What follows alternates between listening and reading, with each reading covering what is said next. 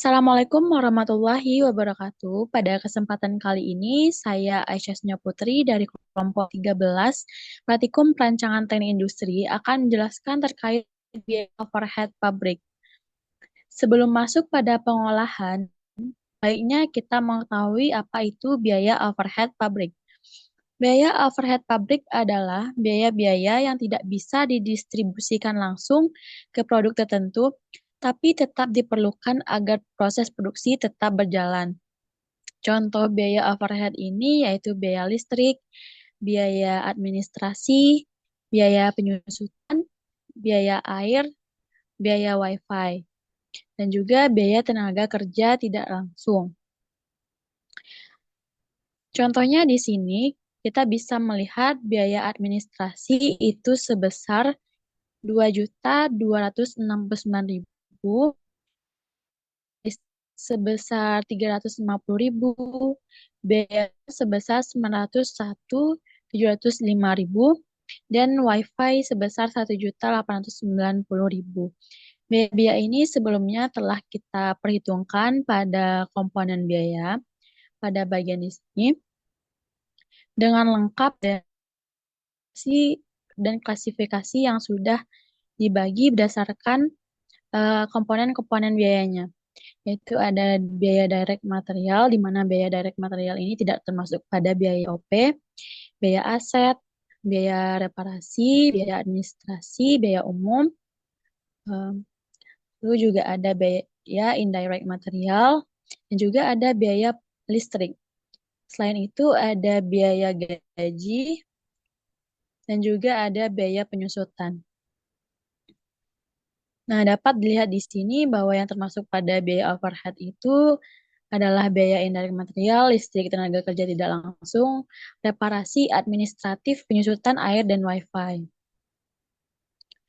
Nah, selain biaya overhead ini, juga terdapat komponen persentase agregasi yang kita gunakan untuk membagi adil semua biaya overhead ini pada produk CHTA dan produk CHTB. Okay. Dalam metode activity based costing terdapat cost driver yang digunakan untuk mengalokasikan biaya overhead secara lebih adil dan akurat ke produk karena biaya dialokasikan berdasarkan seberapa banyak aktivitas yang dikonsumsi oleh produk tersebut. Cost driver ini dapat diartikan sebagai faktor yang menyebabkan munculnya biaya atau mendorong aktivitas tertentu dalam suatu proses produksi. Dapat juga kita sebut sebagai pemicu biaya. Contohnya di sini yaitu kita menggunakan beberapa cost driver yang relevan dengan setiap aktivitas. Jumlah jam kerja per bulan yang digunakan sebagai cost driver untuk biaya administrasi, biaya reparasi, dan biaya penyusutan. Mengapa kita menggunakan cost driver ini untuk biaya-biaya ini? Karena semakin banyak jam kerja, maka semakin tinggi juga penggunaan sumber daya seperti administrasi dan peralatan yang memerlukan reparasi atau penyusutan. Setelah kita menentukan cost driver, selanjutnya kita menentukan pool.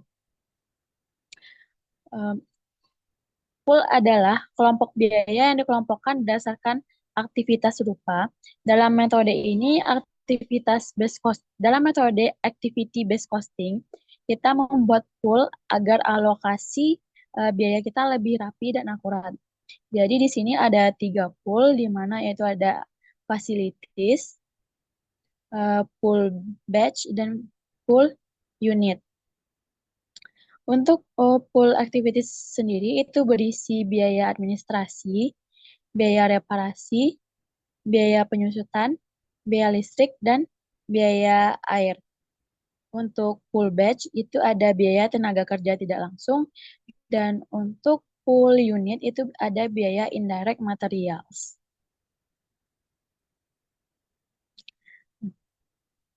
Selanjutnya, setelah menentukan pool, kita akan menghitung pool rate.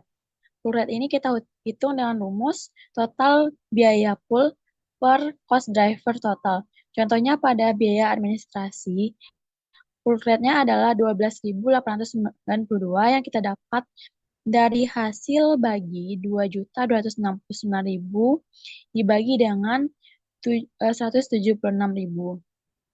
Setelah kita dapatkan full rate, selanjutnya kita alokasikan biaya ke masing-masing produk, yaitu produk CHTA dan produk CHTB. Untuk pool pertama, yaitu facilities, biaya yang terkait yaitu biaya administrasi, reparasi penyusutan, biaya listrik, dan juga biaya air. Untuk menentukan biaya per pool ini itu memiliki rumus yaitu pool rate dikali cost driver product. Contohnya pada pool yang pertama, masing-masing pool rate kita kalikan dengan cost driver product. Di sini untuk biaya administrasi kita kalikan dengan cost drivernya sendiri yaitu jam kerja. Ini jumlah jam kerja per bulan untuk CHTA yaitu 88,2 jam. Selanjutnya untuk full rate biaya reparasi juga kita kalikan dengan biaya jam kerja per bulan. Biaya penyusutan juga kita kalikan dengan full rate biaya penyusutan kita kalikan dengan jumlah jam kerja per bulan. Biaya listrik full rate-nya kita kalikan dengan jumlah KWH. Dan biaya air full rate-nya kita kalikan dengan jumlah meter kubik.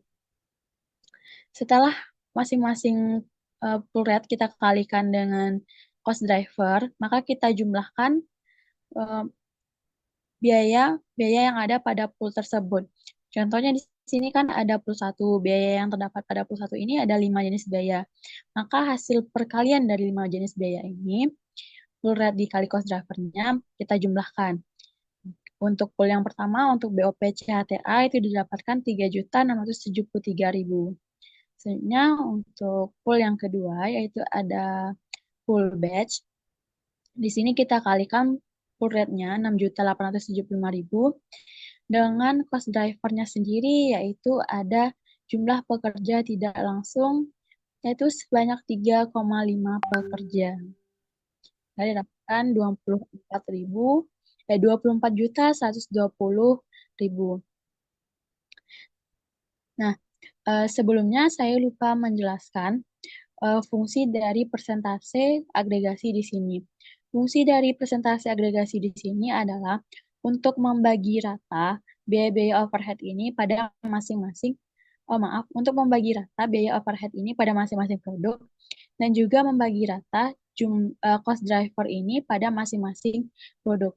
Contohnya itu untuk jumlah jam kerja per bulan. Hasil agregasinya secara total itu ada 176 untuk membuat semua produk. Kita dapatkan presentasi agregasi untuk CHTA kan 50,12%. Maka 50,12% ini kita kalikan dengan 176, didapatkan hasilnya 88,21. Begitu juga untuk CHTB 49,88% ini kita kalikan dengan 176, didapatkan hasilnya 87,7808. Itulah seterusnya. Nah, setelah tadi kita alokasikan biaya overhead produk untuk masing-masing poolnya, selanjutnya kita totalkan masing-masing poolnya.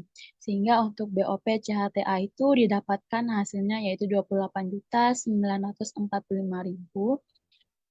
Untuk BOP CHTB itu didapatkan hasilnya yaitu 28.800.000. Penjelasan mengenai pengalokasi biaya overhead pabrik menggunakan metode activity based costing semoga dapat dipahami. Terima kasih atas waktunya. Assalamualaikum warahmatullahi wabarakatuh.